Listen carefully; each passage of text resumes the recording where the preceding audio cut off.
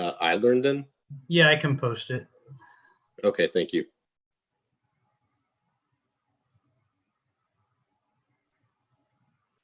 Sometimes there's some problems with converting it.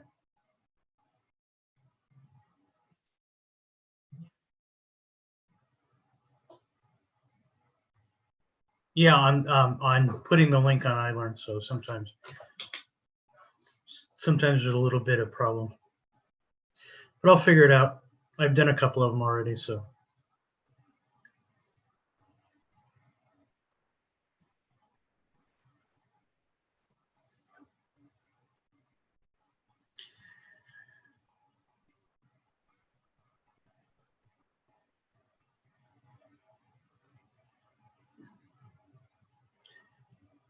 So wait a couple more minutes for people to start trickling in.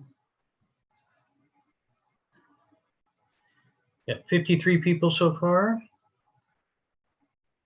Nobody wants to turn on their camera today? Everybody asleep and in their PJs still?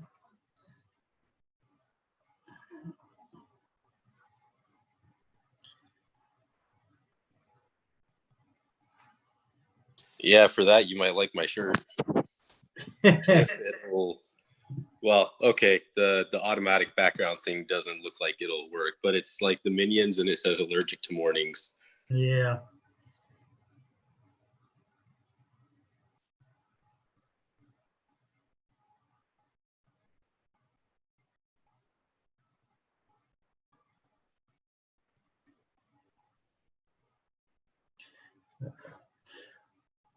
All right, so it's 9 o'clock. Let's get started. Many of you had questions about the midterm. I did put a little note on each midterm, but apparently I did it in the wrong box. There was 3 different boxes. I don't know what the difference was, but apparently the box that I did put it in, you couldn't read it. So I was going to do them, and I thought, well, that's quite a bit of work, and I have to retype each and every one of them over again and read them over again. So if you have any questions about your midterm assignment, just come see me after class, and then I will explain to you how the grading process went, but I'm going to go through it real quick right now.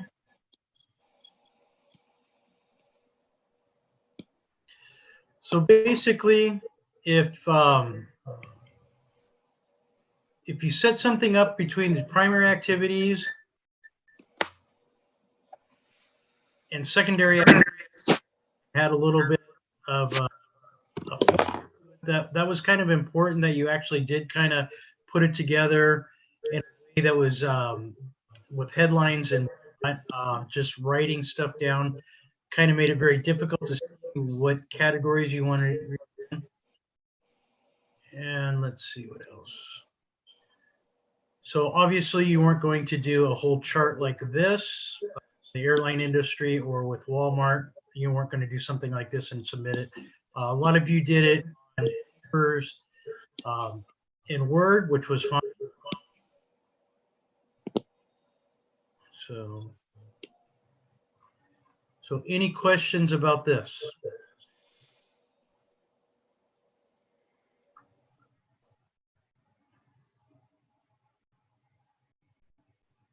So if you have questions about your midterms,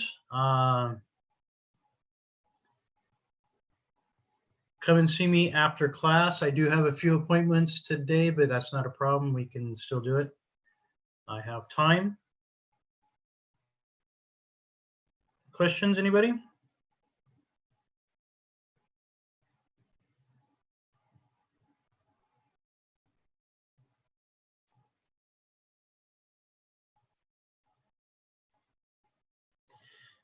All right.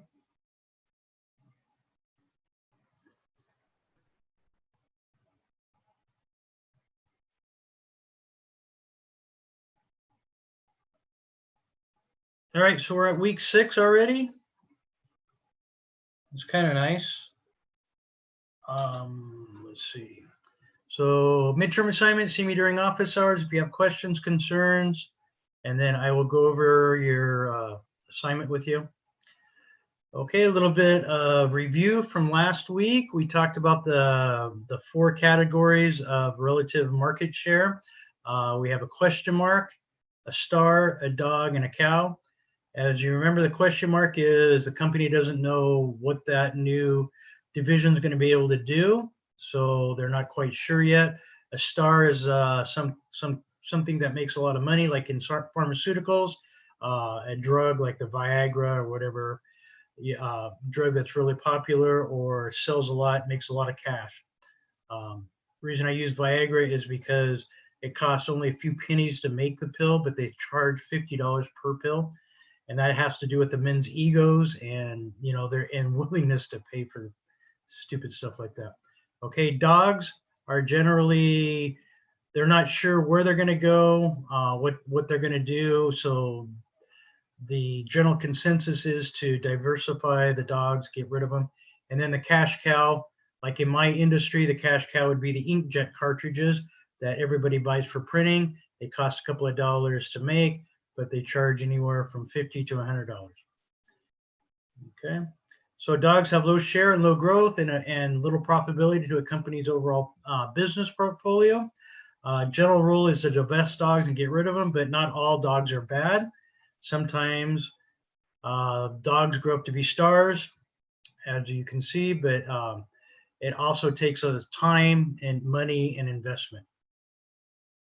Okay, so getting into methods of diversification. Once firms decide to diversify their operations, the next question is they answer how to diversify. So basically, there's two different ways that a company diversifies: a greenfield entry into an adjacent market by a firm that opens its own operations. So remember, greenfield is, so instead of me buying a Subway franchise, I would actually go and do my own sandwich shop and call it Ken's Sandwich Shop. So that would be a greenfield entry into the food industry or to the sandwich market. Okay, so acquisition, the purchase of another company or its assets, that would be me buying a Subways and then running it to get into that same field. Okay, so that would be the two different types of aspects of getting to it. So greenfield versus acquisitions, there's a lot of different pros and cons. Brand-wise, well known in the new markets and little advertising needed. So if I were to open up a Subway sandwich, everybody knows what a Subway sandwich is. And so, as opposed to Ken sandwiches, you've never heard of the Ken sandwiches, but a Subway's you've had, okay, and Customers in new markets similar to existing customers. So yes, so somebody who wants to buy a sandwich in the sandwich market is going to say, oh, Subway's, that's a great place to go. Customers in a new market, very different existing ones. So a lot of people go, never heard of that Ken Subway. Let's go Yelp him and see what's going on. Oh, he's a grumpy old guy who doesn't like to make sandwiches. Nah, we're not going to go there. Okay. So the channels, many channels available to the firm. So if you buy into a large company or have an acquisition of a large company, there are many different channels available to you.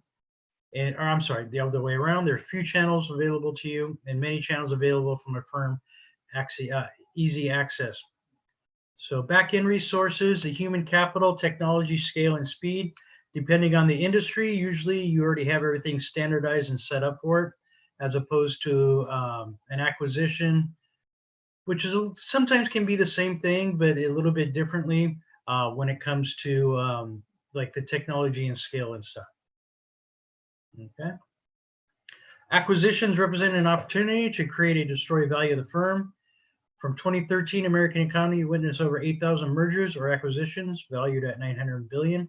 I gave you different statistics earlier last week, and they were much higher for the 2020 or 2019.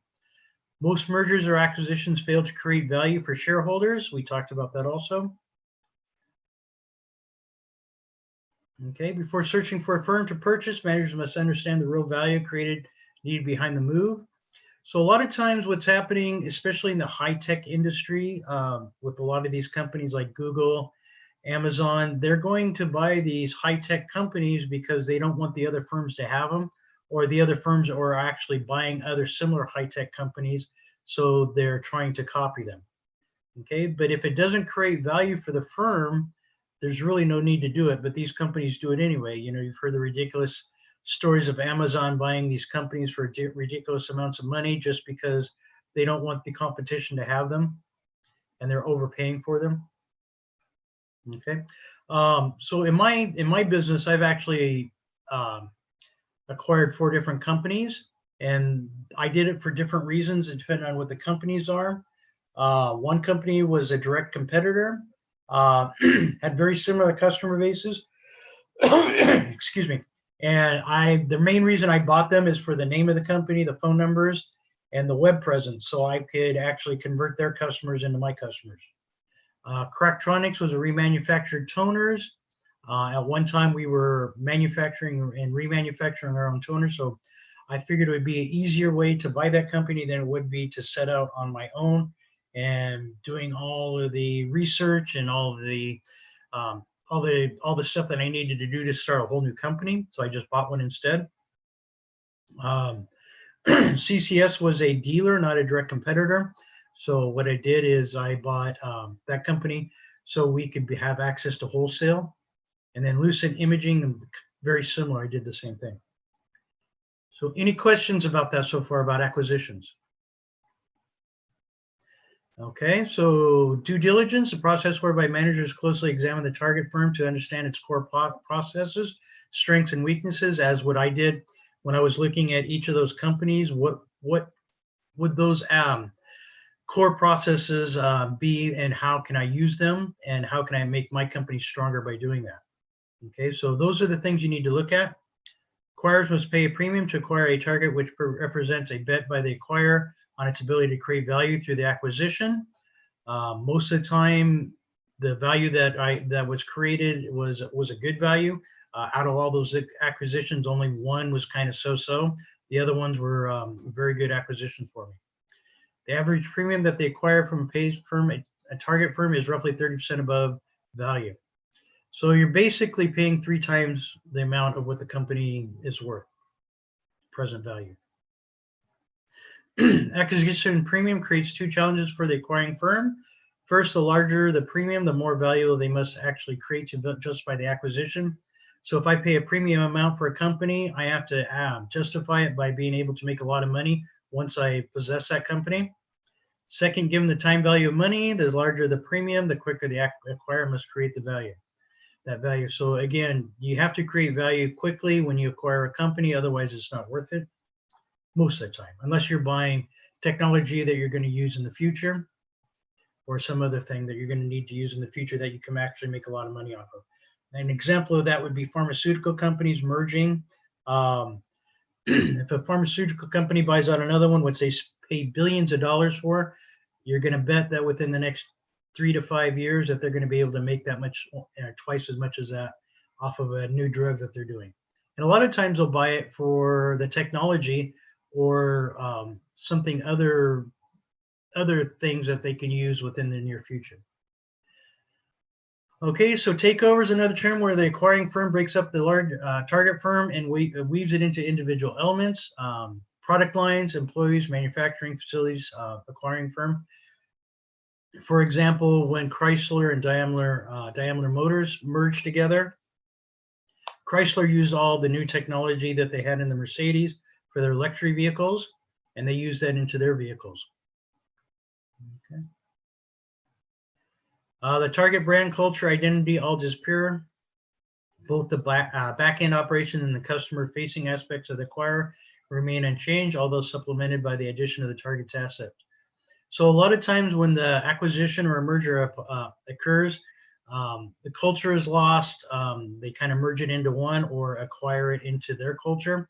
So that's one of the big things that you need to understand when a company is taken over or merges. A lot of times the culture is very, very different, and it's not going to work.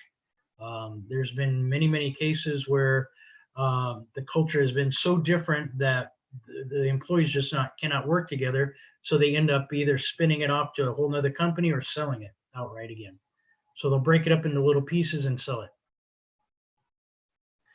Okay, Apple's acquisition of more than 40 startup firms have followed this pattern, including Next, eMagic, and Siri, the personal digital assistant on Apple. We've talked about this before. Siri is not actually something that Apple made. It's a company they bought. The target firm ceases to exist as Apple assimilates and disperses the value elements of firms through the existing organizations. So many times, if you do it successfully, like they did with Siri, you didn't even know that Siri was part of another company or wasn't part of Apple. All you know is Siri is the person you talk to on the phone, and that's the way it should be. So they acclimated that very, very well into the Apple culture. Build or merger and acquisition with the goal of creating a new firm from the components of the two pre-existing firms. New identity, culture, corporate brand emerges when the deal closes. So auto giant Daimler Motor merged results in Daimler Chrysler. So they actually did merge their name at one time for a while with a stated goal of increasing global customer share by sharing best operation practices between the two businesses. So what they did is they took the best things of Daimler, Mercedes-Benz, and Chrysler and combined them together to make new products. Okay, integration means the degree to which the two companies share facilities, operating procedures, compensation systems, organizational structures, and even cultural norms. So sometimes an acquiring firm will need to tightly integrate the acquiring firm into its own organization, but other strategies require the two firms to operate relatively separate. So if you can't combine the two companies and the culture and everything together, sometimes they will have to be different and they'll have to keep them apart. Okay, so integration team, there's the 4 elements: bury, build, blend, and bolt-on type things, and a group of individuals from different function areas of an acquiring firm that coordinate and manage an integration of the target company after the acquisition has closed. So you want to actually have individuals from each company and each main group and functional areas together on a team to make sure that everything transitions smoothly on an acquisition. If you do not, it can be very difficult. A lot of times it doesn't work. Many acquisitions don't work. They end up just breaking up the company and selling off the pieces. So that's something that has to be done very carefully. The most successful integration teams are jointly led by high-profile executives from both the acquiring and acquired firm. The credibility and authority of these teams helps break down barriers to change integrations in both companies. So from each business function, remember we were talking about what the secondary functions are: human resources, and then from the marketing functions, operations, and financial accounting. So all through the value chain, you'll have people that will help help merge both companies. Okay, so just for your information, if you're ever working for a company that is bought out by another company and you work in finance or accounting and human resources, you will be the first to be let go. That is, I've seen it over and over again. So the accounting department's the first to go and the human resources is the second to go. So what they do is they keep on all key personnel that they have to for about the first 6 months. Then after that, they let them go. Okay, so your book talked a little bit about the corporate strategy of how Cisco has purchased many companies, and Cisco is actually very good at integrating different companies into their main business. They have proves the value of using acquisitions to grow and maintain industry leaders. So your book talks a lot about that. What the heck? All right, so questions about that so far? Andalibi looks so interested. All right.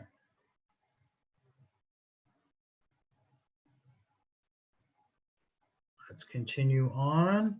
All right, so this is Newell brand. As you know, under the one umbrella, Newell owns several different companies. They keep the companies separate. Obviously, a lot of these companies will not merge well to each other. You know, so the company that makes candles, Yankee Candles, as opposed to Rawlings, a little bit different. Corporate culture, a little bit different in a lot of different things.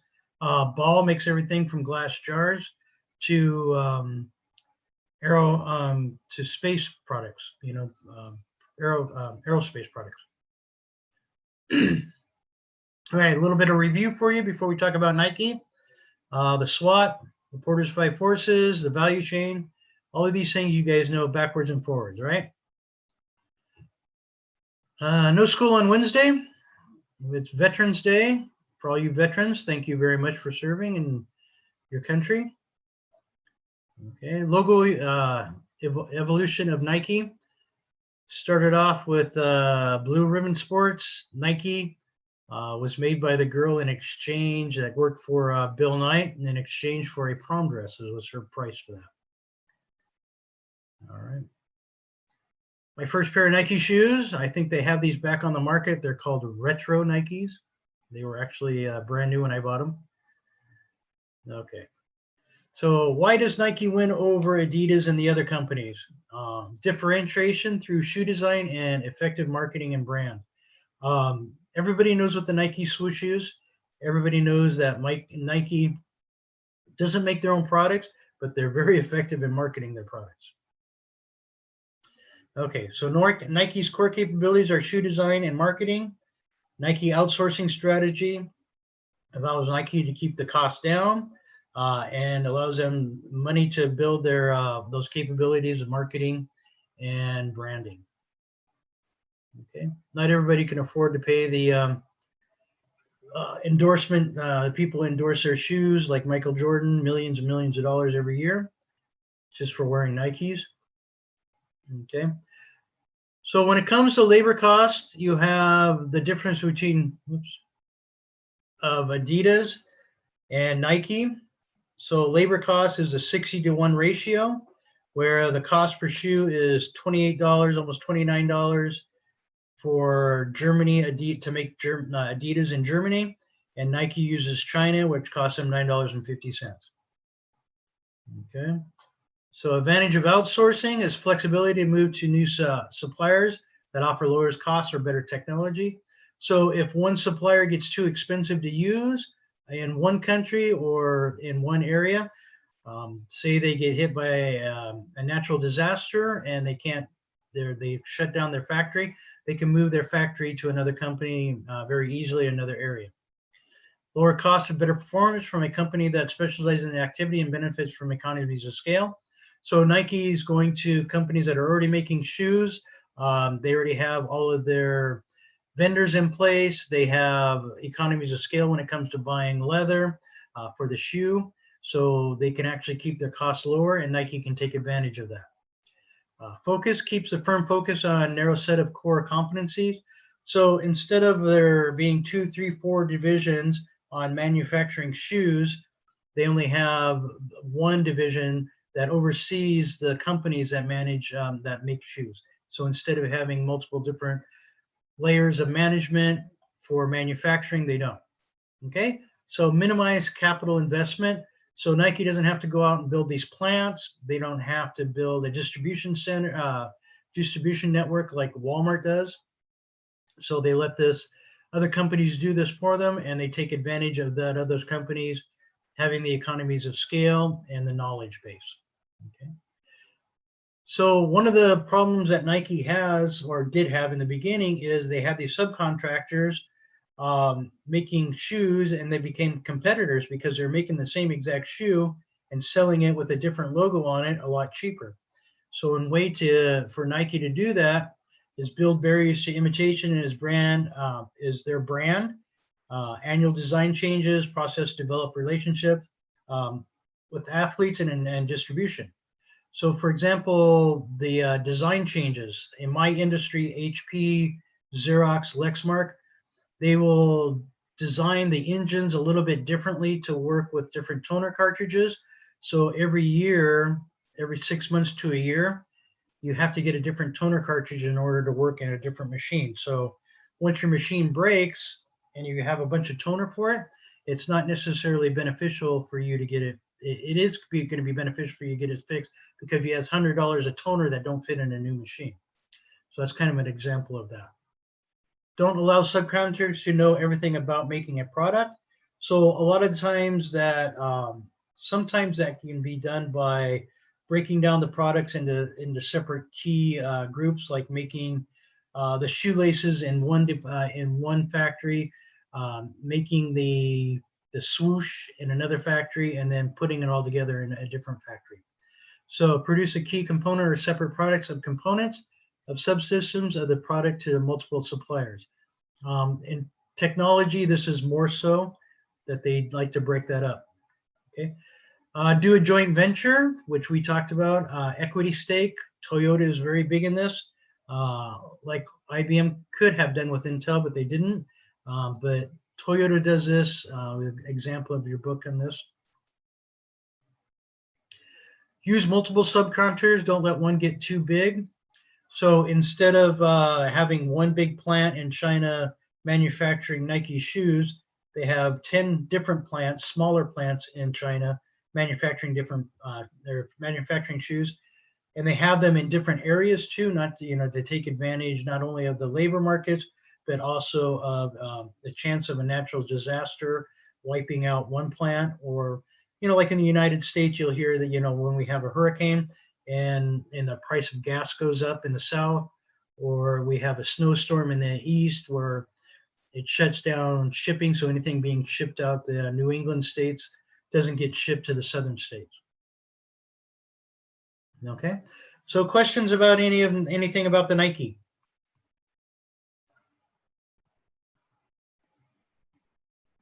Speak now or forever hold your peace. Okay, so we talked about a little bit about financial services, why these companies are going into different financial services. Uber's offering a credit card. Libra is doing all kinds of different services.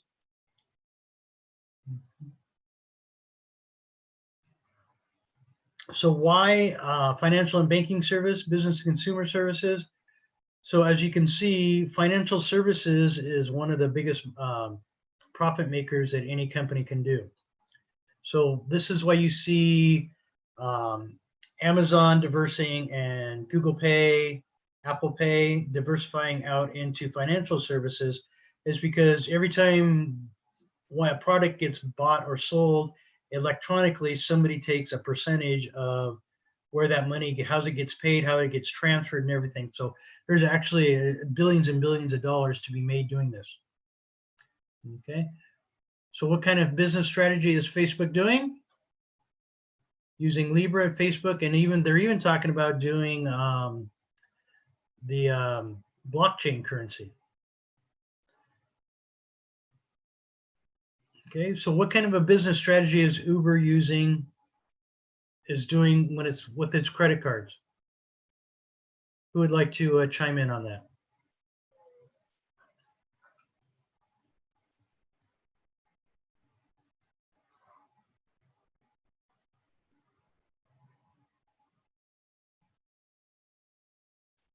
Lucas, you look like you're just itching to answer that question. Go ahead.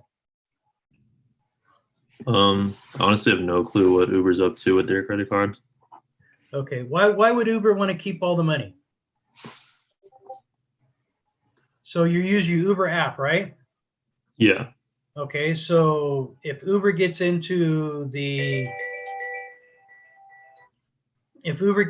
financial business, all those people riding Uber, they're using what? Google Pay, they're using the Uber app, and then a company has to actually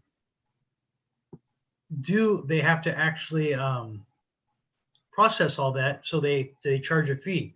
So if Uber does their own finances, they don't have to pay a fee to anybody. I'm just reading the comment.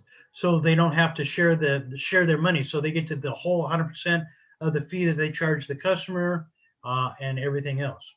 So that's what a lot of these companies are finding out, is by diversifying into the financial part of this, that they get to keep all the money and they don't have to pay Google, they don't have to pay Apple, they don't have to pay Citibank or any other financial institution to process their payments.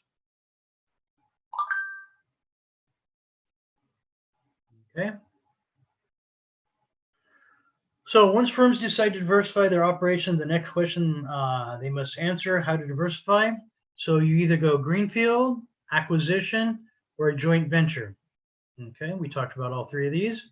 So the joint venture is business arrangement in which two or more parties agree to pool their resources for the purpose of accomplishing a specific task. Okay, so NASA and Google did a joint together. Okay, so what do you think Uber's main intentions were entering into this market? And like I said, their main intention was to keeping all the money for themselves, so they don't have to pay fees or share the money that they're collecting with other companies. Okay, so if Facebook is able to get cryptocurrency, what is that going to accomplish? Omar, what do you think?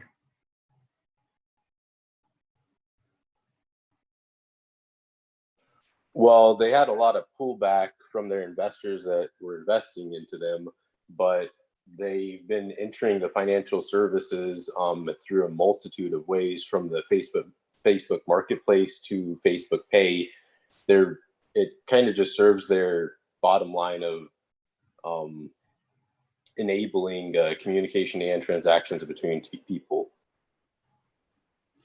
and it would give them a lot of information about the types of transactions that people are conducting and their business's information. Exactly. It's another way for them to collect not only keep money in their own pockets, doing different transfer of currency, but also they can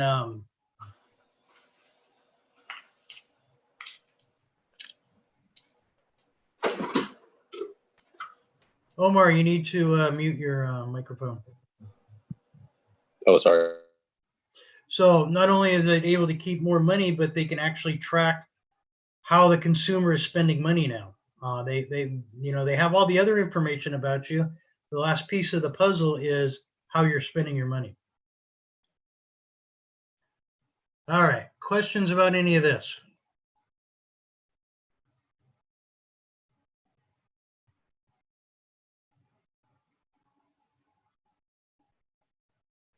Questions? Kind of. So I don't know exactly how cryptocurrency works, but so what you're saying is that it's kind of like Facebook money, and then if you use the Facebook currency, they can see what you're spending. Correct. It's kind of they're how Bitcoin, everybody's investing in Bitcoin, and you can actually only use it on a few different things to spend it on. What the hope is that cryptocurrency will become just like regular currency, where you can go buy a Big Mac with it, or go to the store or go online and buy something with it. But it hasn't quite gotten to that part, or gotten there yet. So that's what they're trying to do with it. So you can use it like regular cash. You know how a lot of places now with the COVID that they're not taking change because they say there's a nationwide change shortage. So they're only taking your card. I downloaded my Google Pay on my phone, so now I just flash my phone at everything that I need to pay at now. So it's like Apple Pay. So that's what they're trying to do, but they're trying to make it so, but instead of just using currency from your bank account, you're using currency from Facebook. So what they're trying to do is get all your business and conduct it on their platform. So if you want to buy something, you go through Facebook and buy it. If you want to go buy something at Nordstrom's, you go to your Facebook page, you go on to Nordstrom and you pay with it with the Nordstrom or with the Facebook currency. Facebook wouldn't really need their own currency for that, though, would they? It seems like they would have an option to where you just had like a wallet and you could put money in there and they give you some kind of benefit for doing that. And then you spend the money directly from the site because they would still get the same information. Correct. So, and that's the big thing with cryptocurrency is, not everybody accepts Bitcoin, right? You can't go to McDonald's and buy a Big Mac with Bitcoin, right? Yeah. So, but everything is connected to your bank account. So one way or another, like when I use PayPal online to buy certain things, I can either buy it on PayPal credit or I can buy it with my bank account. So it's all connected that way.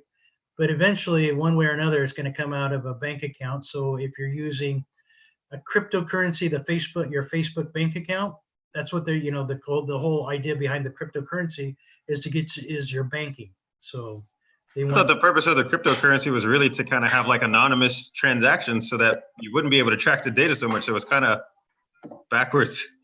yeah, in the beginning it was that way, and that was to keep it anonymous.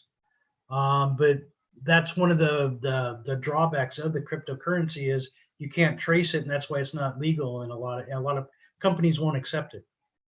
And as far as the anonymity goes, it was initially thought to be anonymous, but since it is a general purpose open ledger that is available to the public, there are a lot of technology companies that have discovered a way to essentially trace a person's the transactions of a Bitcoin account to a individual. So it is not entirely anonymous or not very anonymous at all. There are a couple cryptocurrencies that are anonymous. Bitcoin is not one of them. And another reason that Facebook would probably want to enter the cryptocurrency market is that they would essentially become the issuer of that cryptocurrency. So they would have a very valuable resource if they win the cryptocurrency war. Not only that, what do you think it's going to do to the price of stocks? They'll skyrocket once they do that. Once you get it, that's one of the biggest problems with cryptocurrency is you don't have anything backing it up with real value, other than the value that they place on it. So the Bitcoin, you could have bought it 10 years ago for $1 or $5 or whatever it was, and it went up to what, $35,000 a coin. So, but there's nothing based on that. It's not based off of a company. It's not based off of stock prices. It's not based off of anything but what somebody's willing to pay for it. Okay, so when the cryptocurrency dropped from 35,000 to 15,000, people are freaking out, but there was nothing it was based on. So that's one of the issues that they had with the cryptocurrency, and that's one of the issues that Facebook says, hey, we're a multi-billion-dollar company. We have stocks. We have actual physical, transient, things that you can base this off of, not just the fact that somebody's willing to pay $35,000 for a digital coin. So that's how Facebook was going to try and make it legitimate. Questions? Concerns?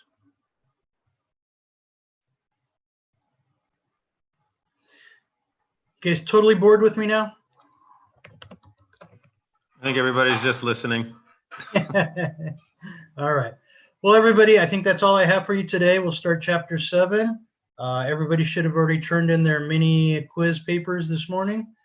And we will go from chapter 7 next week, chapter 7 and 8. And we got a little bit of catching up to do. I think we're behind a little bit on our schedule. No class on Wednesday. It's Veterans Day. And then Friday we'll get together. I do have some meetings with people, I believe, on Veterans Day. So those are still on. If you want to meet with me, I have time right now. You can meet with me. And Wednesday I will be scheduling some meetings, and Friday. All right, you guys have a great night, great day. Oh, I'm talking about it's still morning. I'm ready for my bedtime.